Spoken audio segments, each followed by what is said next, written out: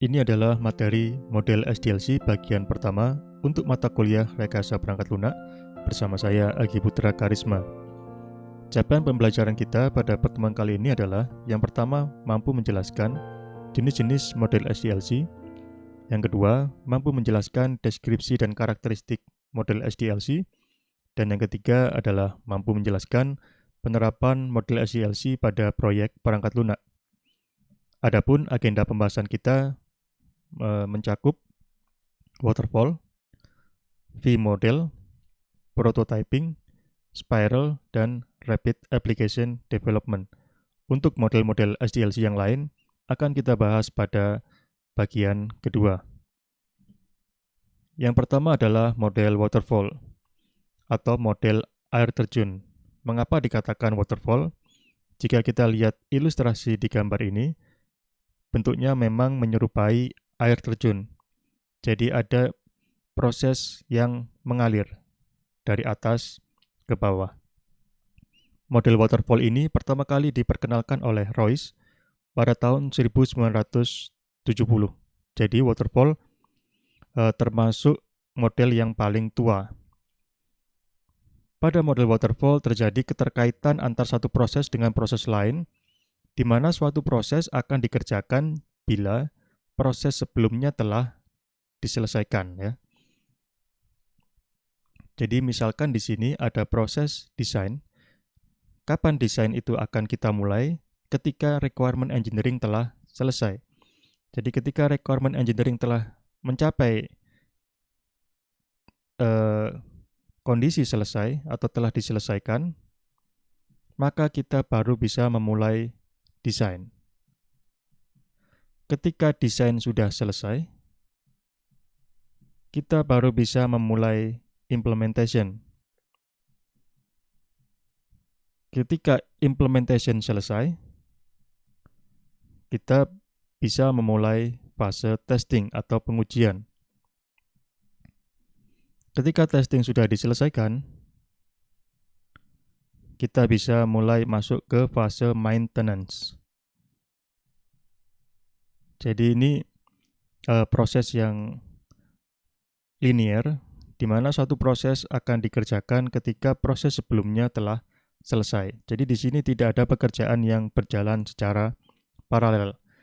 Jadi ini adalah konsep dasar dari waterfall. Kemudian pada setiap proses, jika kita lihat di sini ada VNV,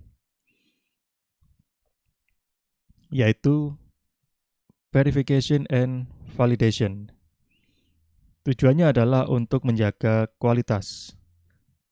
Jadi setiap fase kita perlu untuk menjaga kualitas dengan cara VNV, verification and validation.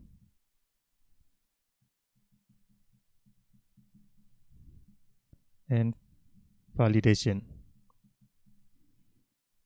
Jadi ketika kita memverifikasi, itu artinya misalkan requirement engineering, jika kita verifikasi artinya apakah kita sudah melakukan requirement engineering dengan benar. Sedangkan ketika kita memvalidasi requirement engineering, itu kita memeriksa apakah hasil dari requirement engineering yang kita lakukan sudah benar. Jadi verifikasi ini lebih pada prosesnya, apakah kita telah melakukan sesuatu dengan benar. Sedangkan validation ini lebih ke hasilnya, yaitu apakah hasil yang kita peroleh itu sudah benar atau tidak. Apakah kita sudah melakukan desain dengan benar? Itu adalah pertanyaan verification. Apakah desain yang kita hasilkan sudah benar? Itu adalah pertanyaan validation. Apakah implementasi yang kita lakukan sudah benar? Itu adalah pernyataan validation. Apakah implementasi sudah kita lakukan dengan benar? Kita lakukan secara benar, maka itu adalah verification. Jadi tujuannya untuk menjaga kualitas. Kemudian karakteristik yang keempat adalah setiap fase memiliki deliverable yang spesifik. Jadi dia memiliki artefak-artefak yang dihasilkan. Jadi misalkan requirement engineering akan menghasilkan software requirement specification misalnya ya. Sedangkan fase desain menghasilkan dokumen desain. Ada desain yang umum, ada yang spesifik, ada yang high level, ada yang low level, ada yang arsitektur, ada yang behavioral, dan sebagainya. Implementation akan menghasilkan deliverable berupa source code ya, atau kode program. Sedangkan testing akan menghasilkan deliverable berupa hasil pengujian ya. Jadi berisi test case dan hasilnya atau kasus uji beserta hasilnya. Sedangkan fase maintenance ini biasanya akan menghasilkan riwayat terjadinya perbaikan atau perubahan pada perangkat lunak.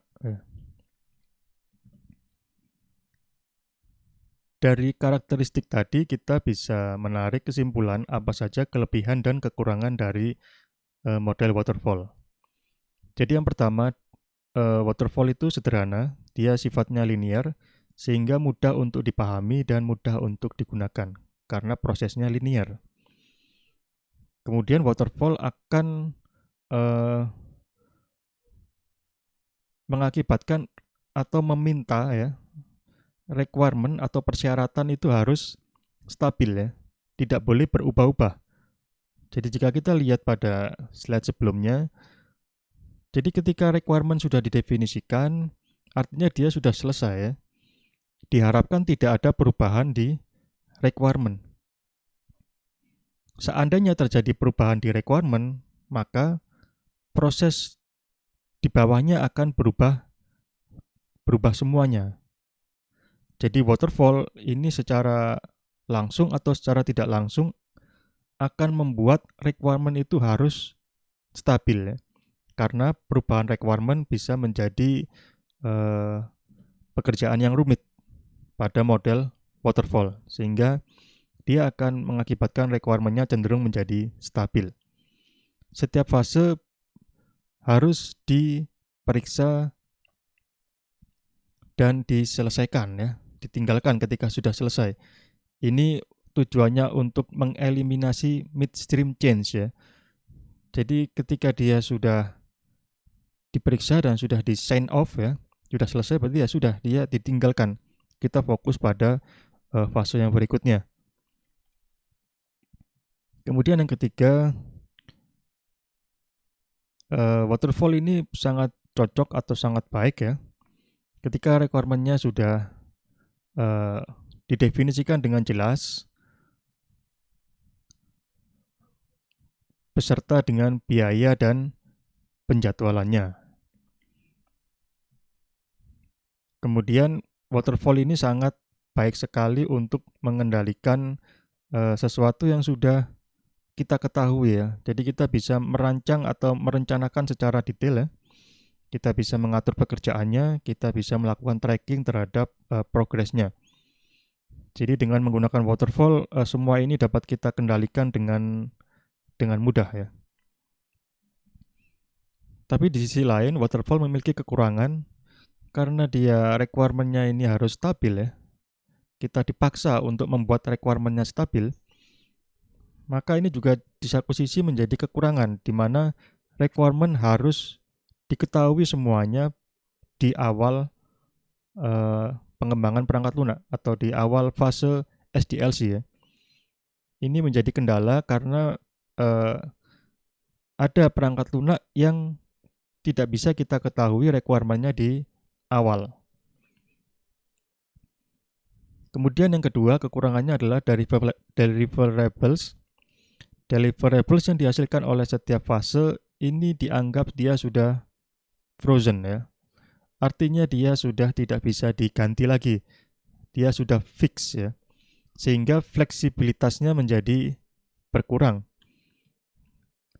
Ketika ada perubahan, perubahannya bisa membutuhkan effort atau usaha yang besar. Kemudian yang ketiga, klien tidak dapat melihat produk jadi sampai produk itu selesai. Karena produk itu akan mulai terlihat setelah fase implementasi dan testing. Ini sudah terlihat produknya ya.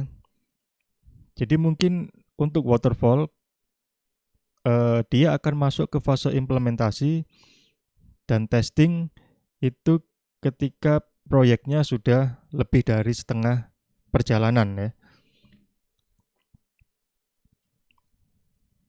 Itu pun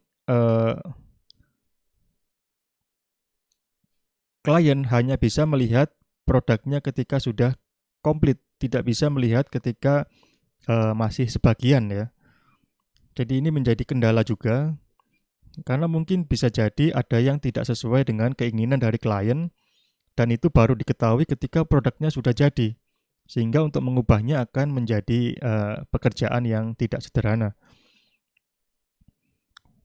Karena requirement bersifat stabil dan dia tidak fleksibel ya, maka waterfall memiliki kekurangan, dia susah untuk merespon perubahan ya.